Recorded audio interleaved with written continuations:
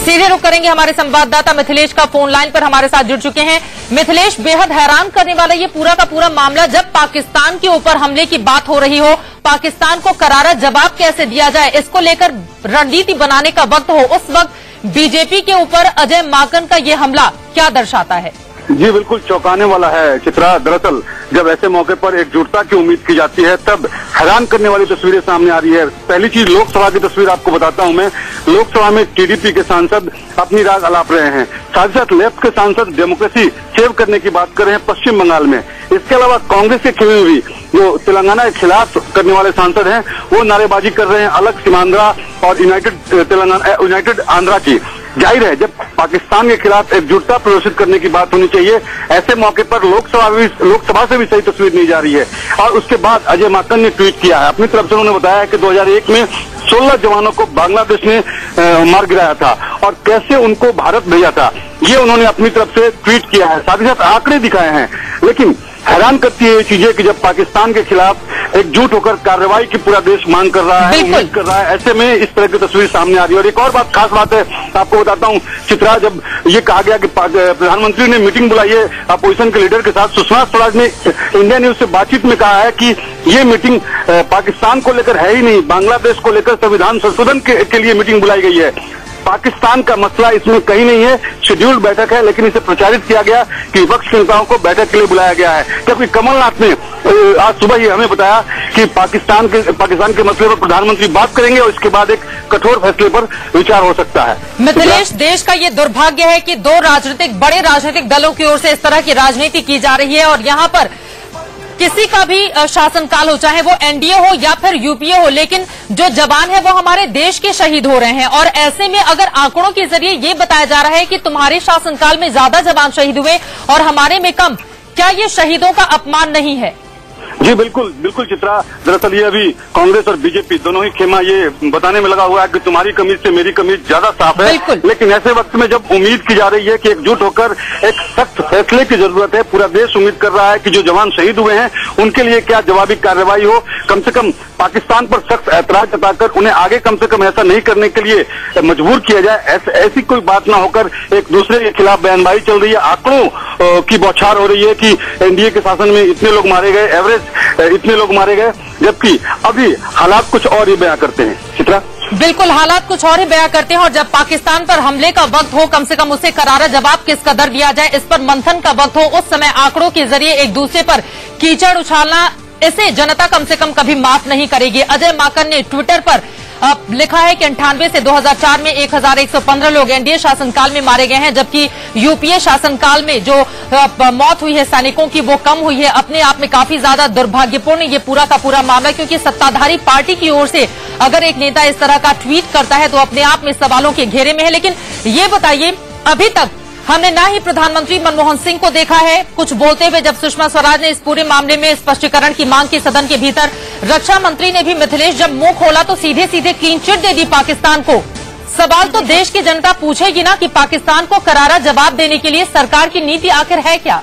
जी बिल्कुल, ये हैरान करती हैं चीजें। आज लोकसभा में जैसे ही सदन की कार्यवाही शुरू हुई, हालांकि बीजेपी ने पहले ही क्वेश्चन आवर सस्पेंड करने की, प्रश्नकाल सस्पेंड करके बहस की मांग की थी, उसमें स्पीकर ने मौका दिया लीडर ऑफ ऑपोजिशन को। सुषमा स्वराज ने जब बोलना शुरू किया, प्रधानमंत्री बैठे हुए थे, संसदीय कार्य मंत्री कमलनाथ बैठे हुए थे। हालांकि उन्होंने कहा कि AK एंटनी ने गलत बयानी की, इसके लिए विशेषाधिकार हनन का मामला चलना चाहिए। लेकिन साथ ही उन्होंने कहा कि प्रधानमंत्री बैठे हुए हैं, मैं चाहती हूं कि प्रधानमंत्री इस मामले में कुछ कहे, चूंकि कल जिस तरीके से AK एंटनी और डिफेंस मिनिस्ट्री दोनों का बयान अलग अलग आया है वो चौंकाता है। लेकिन प्रधानमंत्री सुनते रहे और हंगामा जारी रहा। इसके बाद कुछ भी नहीं कहा, सदन कार्रवाई स्थगित कर दी गई। इसके बाद जब चीजें सामने आई कि प्रधानमंत्री ने बुलाया है, कमलनाथ संसदीय कार्य मंत्री जैसे जिम्मेदार पद पर बैठे, उन्होंने कहा कि प्रधानमंत्री ने बुलाया है बैठक को जिसमें पाकिस्तान के मसले पर बातचीत होगी। वहीं leader of opposition Sushma Swaraj ने इंडिया न्यूज से बातचीत में कहा कि ये बैठक पाकिस्तान को लेकर है ही नहीं, ये बांग्लादेश में संविधान संशोधन को लेकर, बांग्लादेश के मसले पर संविधान संशोधन को लेकर बैठक है, शेड्यूल्ड बैठक है। हो सकता है कि इसमें प्रधानमंत्री बातचीत करें, लेकिन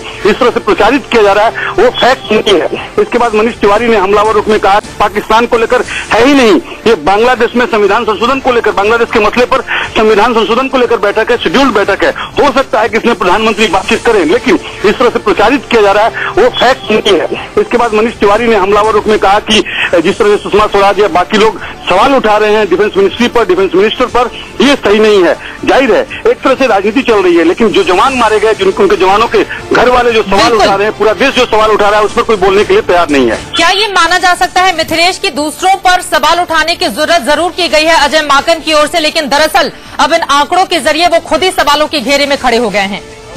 जी बिल्कुल चित्रा, जो सवाल उठ रहे हैं फिलहाल वहाँ जिस तरीके से जवानों की हत्या की गई और उसमें डिफेंस मिनिस्टर और डिफेंस मिनिस्टर का अलग अलग बयान आया है, काफी चौंकाने वाला है। ऐसे में सवाल देश चाहता है, अपोजिशन लीडर ऑफ अपोजिशन ने भी यही सवाल किया था, लेकिन उन सवालों का जवाब न देकर पहले के आंकड़े दिखाए जा रहे हैं कि 2001 में कैसे बांग्लादेश के जवानों ने 16 भारतीय जवानों की हत्या की थी, कैसे इसके पहले इन्फिल्ट्रेशन जो घुसपैठ बढ़ी है, एनडीए के दौरान घुसपैठ ज्यादा थी, हमारे दौरान घुसपैठ कम थी, एनडीए के दौरान जवान ज्यादा मारे गए, हमारे शासनकाल के दौरान जवान कम मारे गए, लेकिन जवानों की मौत तो हुई, उस पर देश सवाल कर रहा है। इन सवालों का जवाब देने के लिए सरकार तैयार नहीं है, आंकड़ेबाजी चल रही है, आंकड़ों की कलाकारी चल रही है। बिल्कुल दुर्भाग्यपूर्ण है ये ट्वीट अजय माकन की ओर से जो किया गया है। दरअसल बीजेपी के ऊपर सवाल जरूर खड़े किए हैं, लेकिन सवाल अब उनसे भी पूछा जाएगा कि ऐसे वक्त में जब पाकिस्तान का दुस्साहस इस कदर बढ़ता हुआ चला जा रहा हो, एके एंटनी की ओर से क्लीन चिट दी जा रही हो, जब सख्त कार्रवाई की और सख्त बयान की जरूरत पाकिस्तान के खिलाफ देश की जनता सुनना चाहती हो, उस वक्त आंकड़ों के जरिए इस तरह की बातें क्यों करती है कांग्रेस? और हमने देखा भी था, चाहे गुजरात का मसला हो उस पर भी हमने देखा था अजय माकन आंकड़ों के साथ चले हैं, या फिर दूसरा मसला है, लेकिन भारत और पाकिस्तान के रिश्ते और शहीदों की शहादत जैसे गंभीर मामले पर अगर आंकड़ों के जरिए एक दूसरे पर कीचड़ उछालने की कोशिश की जाएगी तो फिर देश की जनता मिथिलेश उम्मीद किससे करे कि पाकिस्तान को करारा जवाब आखिर देगा कौन? जी बिल्कुल चित्रा, देश की सबसे बड़ी पंचायत बैठी हुई है, वहां पर बहस चल रही है, पूरा देश गौर से सुन रहा है। ऐसे में जब सवाल खड़े हुए, सवाल से पीछा छुड़ाने की कोशिश जारी है, कहीं भी उन सवालों का जवाब न देते हुए अपनी तरफ से आंकड़े दिखाए जा रहे हैं। आंकड़ों की बाजीगरी में हालांकि अजय माकन माहिर माने जाते हैं, उन्होंने पहले भी जब दिल्ली में थे, दिल्ली शासन में मौजूद थे, तब भी आंकड़ेबाजी में वो आंकड़ेबाजी के लिए मशहूर थे। अब जब केंद्र में पहुंचे, केंद्र की राजनीति में पहुंचे, उन्हें मीडिया विभाग का चेयरमैन बनाया गया है, अब से फिर से वो आंकड़ों को लेकर बैठे हैं। कहीं से भी जो गलतियां हैं उन पर कुछ कोई बोलने के लिए तैयार नहीं है। पाकिस्तान के खिलाफ क्या कार्रवाई होगी, जो जवान शहीद हुए उन पर जो सवाल खड़े हो रहे हैं, आखिर में कैसे ये इस तरह के मसले लगातार उठते चले जा रहे हैं। इसके पहले बेहेडिंग हुई थी, सर काटकर पाकिस्तान ले गया था 2 भारतीय जवानों का, उस पर भी कोई सवाल, उस सवाल का भी कोई जवाब अब तक नहीं आया, उस पर भी कार्रवाई नहीं हुई। पाकिस्तान से बातचीत, शांति प्रक्रिया की बहाली, और जो अभी एक और अहम सवाल है, बीजेपी ने मांग की है कि यूनाइटेड यूएन जनरल असेंबली के दौरान भारत के प्रधानमंत्री और पाकिस्तान के प्रधानमंत्री की बैठक है, उस बैठक के मसले पर भी कोई अभी तक जवाब नहीं दिया गया है। क्या वाकई प्रधानमंत्री मनमोहन सिंह वहां मिलेंगे अपने पाकिस्तानी काउंटर पार्ट के साथ, क्या मिलकर ये मसला उठाएंगे, या भारत और पाकिस्तान के बीच बातचीत की प्रक्रिया बंद होकर एक ठोस कार्रवाई के लिए पहल की जरूरत होगी? इस तरह के किसी मसले पर कोई जवाब नहीं आ रहा है। सिर्फ और सिर्फ आंकड़े लेकर सत्ता पक्ष के लोग, सत्ता पक्ष की तरफ से आंकड़ों की बौछार हो रही है। वाकई लोग सवाल खड़े कर रहे हैं, जाने की कोशिशें लगातार जारी है, लेकिन कांग्रेस को ये ध्यान रखना होगा कि अगर एक उंगली वो दूसरों के ऊपर उठाएगी तो 3 उंगलियां खुद उसके ऊपर भी उठेंगी। हमारे साथ बने रहिए, जो दर्शक अभी जुड़े हैं ये खबर उन्हें बता देते हैं कि अब शहीदों की शहादत पर भी राजनीति शुरू हो गई है, और इसकी शुरुआत की है अजय माकन ने। अजय माकन ने बकायदा ट्वीट करके लिखा है कि दरअसल एनडीए के शासनकाल में सैनिकों की मौत ज्यादा हुई है बजाय यूपीए के शासनकाल में। एनडीए की विदेश नीति हमेशा नाकाम रही है। बांग्लादेश में 16 सैनिकों की हत्या हो गई थी और उस वक्त एनडीए ने चुप्पी साध रखी थी। ये तमाम बातें लिखी गई हैं ट्वीट के जरिए। ट्विटर पर अजय माकन सामने आए हैं, उन्होंने कहा है कि जेएनके में एनडीए शासनकाल के दौरान 6115 लोगों की मौत हुई है, और इसके लिए बाकायदा उन्होंने साल का भी जिक्र किया है कि 1998 से 2004 के बीच जब एनडीए शासनकाल सत्ता में था, उस दौरान 6115 जवान शहीद हुए हैं।